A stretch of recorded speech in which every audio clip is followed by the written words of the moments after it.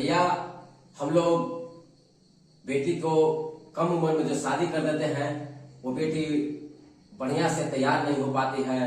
और न बढ़िया से वो अपना घर संभालेगी, ना अपना शरीर का विकास हुआ है। उसी के आधार पर भैया एक गीत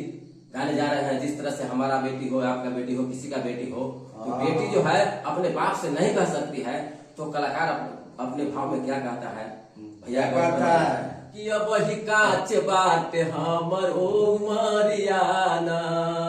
अब ही काच बाट हमर उमरियाना,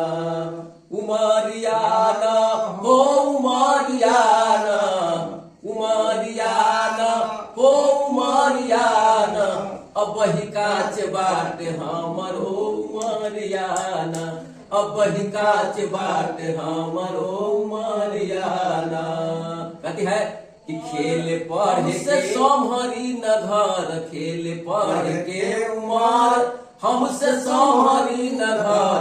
शादी करके मत भेज ससुरारियाना, शादी करके मत भेज ससुरारियाना, ससुरारियाना,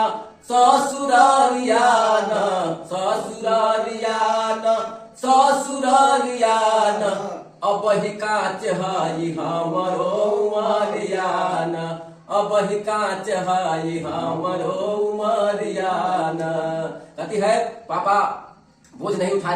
हमको उतारिए, आपको पगड़ी नहीं झुकने देंगे। लास्ट घड़ी में क्या कहती है कि पापा बोझ मत उतार हमारा जीते जी न मार, पापा बोझ मत उतार हमारा जीते जी न मार, नाही झुके दीह तोहरो पगाड़ियाना, नाही झुके दीह तोहरो पगाड़ियाना,